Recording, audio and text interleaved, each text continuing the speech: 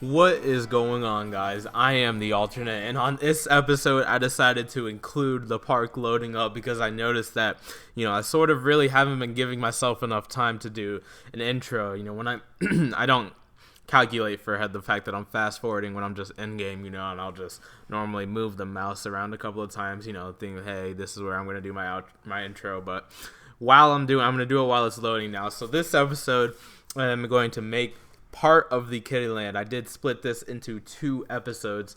One is the Kiddie Land. We're gonna do this Kiddie coaster. We're gonna play some Kiddie rides. And I really like how the Kiddie coaster came out and where I planned it. You're gonna see what part of the park we put it in as soon as the park loads in. So this is fast forwarded still. So just imagine how much I have to wait for it to actually load. Well, we're gonna do this Kiddie. It's a junior coaster model that we use. We place a few other rides. And then in the second part of this, which is going to be part 5 of the Roller Coaster Tycoon 3 Platinum Series, we are going to make a Gravity Group family coaster, which I'm very excited about. I think that ended up coming out very well. As I'm going to make an Antique Cars, which I've never done before in this game. So back when we spawn in here, here's a corkscrew coaster that we made last episode that we just fit between the Impulse and the Morgan Hyper, which I think those 2 lift hills look very good. But as you're gonna see, I'm gonna end up doing this first, right flank of the park. That's going to end up being a Kiddie Land. Now I know I wanted a decent sized one, but I think this is a small size one, so I don't have to worry about catering too much to the kids, right? But I noticed you're gonna see as I end up looking through the gentle rides to place through after, there's really not much to choose from in terms of gentle rides. So I ended up just using a few throw rides that I look more as gentle rides. So there we end up picking the junior coaster, and I end up building the station right next to this path because I know I want the entrance to be on the path that is not the main path, because I want people to start walking down towards that way. So I tried to build it back a little bit. I built it that might be a little bit too far inside, but it'll work. So I end up just taking a right turn, and I'm gonna have to delete that path that's just off to the side because that's gonna bother me. So I do a right turn, go up into not too bad of a height. I think I do end up turning the height markers on because that's always useful when making a coaster. And I did not understand this. So when you bank, you cannot do a curve drop with this coaster model, which doesn't make any sense.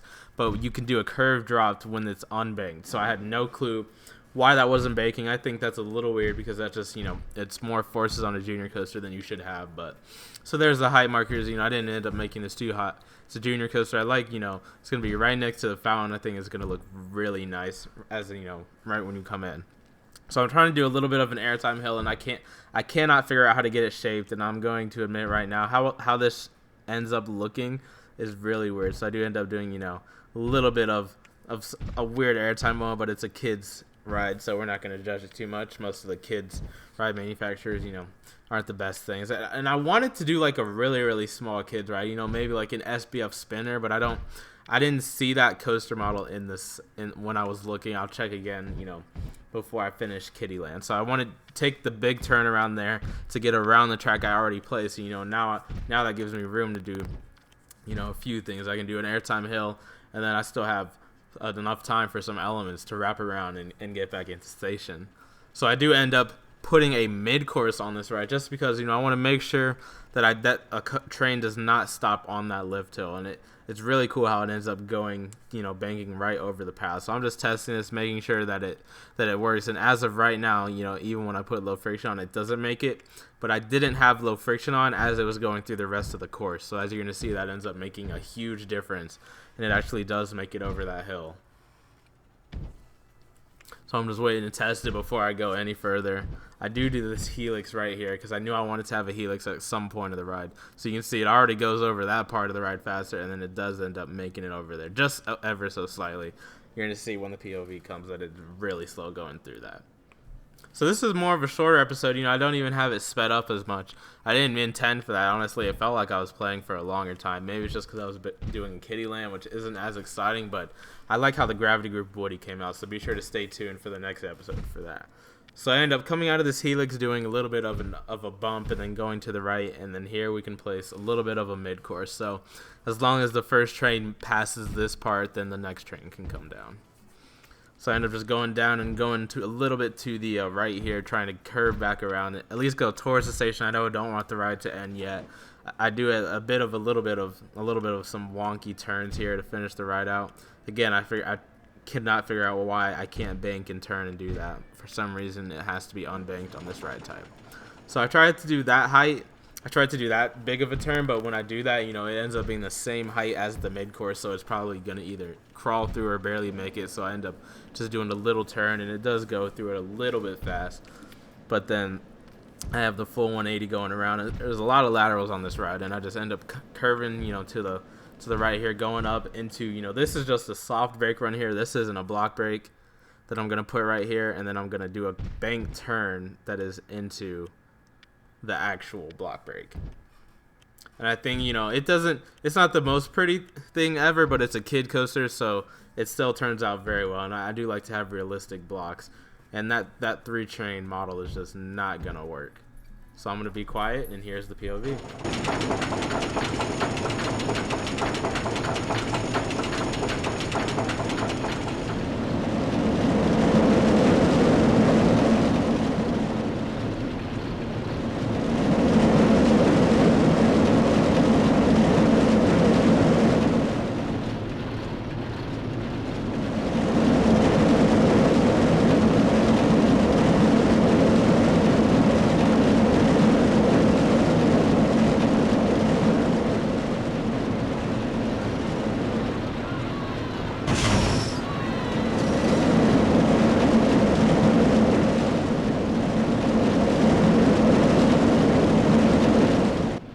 Alright, so I know it looks like it flies into the brake run, but I restarted the sped up, you know, a little bit early before the POV finished. So the first thing you're going to see me do is, like I said, fix that little 3-train thing, because I don't think 3 cars on this train is long enough. So we're going to add 2 trains. You saw, you know, there is a little bit of a mid-course there. It doesn't do too much, but, you know, it'll allow us to do a second train smoothly on the ride. So next thing we're going to do is we're going to add the Q line. Now, it was really easy to make that exit. I could literally just go straight down and do a little something like that. But for this Q, I was maybe thinking about going to the left, but, you know, I was thinking maybe I can put something, you know, in front of that turn, like a nice little flat ride in there, because I do love how the turn goes, you know, literally just above that path as you saw in the POV. So I'm going to make a quick little Q line there, you know, do a little bit out back, and then I'm going to come right next to the exit, so, you know, we're not taking up too much space in terms of the actual pathing. So we're going to fix the colors here, and that is going to wrap up our little kiddie coaster that you can see we placed right there. So now for the rest of this kiddie section, you know, I'm going to extend the path out and connect it around. So I'm trying to think of, you know, what I can do next, where I'm going to place rides. But first things first is I'm going to name this not Junior Coaster 1, and I think I ended up naming it like Beetlebug or something. I don't know. Somehow there was like this bug name that stuck in my head for every kids coaster, and so that's what I use anytime I make a kids ride.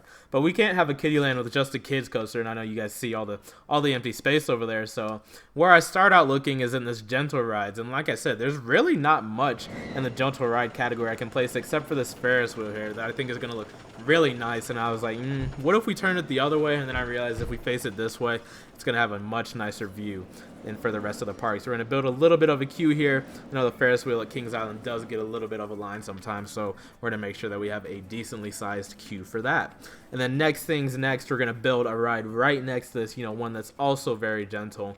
I don't know if I end up connecting the paths in this, but you see me scrolling through the gentle ride types, and there's really nothing much. You know, there's a few shows in there, but that's not really like a gentle ride. So I end up putting a nice merry-go-round right in there, and I love how I was able to get that to fit, get a nice queue, and that literally takes up the rest of the plot that the Ferris wheel did. So I love how, or not a, excuse me, a nice little swing set in there right in front of it. I love how we were able to do that. And I do end up putting one more big ride, and I wanted to put this ride. I know there's one at, I think it's Canada's Wonderland, right? It's a very unique flat ride type, so I was like, hey, maybe we'll put one here, but I decided instead to put a parachute drop ride, which I didn't get to do at Great Adventure because it was closed due to wind, but I thought, hey, that looks actually pretty cool. So we're going to put the entrance exit there, give it a decent sized queue, because I know this ride, you know, probably doesn't have the best capacity, so we're not going to make it the longest queue line, but we are going to do that. But this is just the first part of the kiddie land. You can see there's still some space, and I'm looking over here because, you know, I think I want to do like maybe a go-kart race to the left of the entrance, but I'm going to finish connecting these paths here. and there's actually enough space for us to build a Gravity Group family wooden coaster. So that is what we're going to do in the next episode. But with that, that is going to end episode number 4 of Let's Play Roller Coaster Tycoon 3. We started our kiddie section with a little kiddie coaster, and we'll see you in the next one. Can you catch me now? Oh.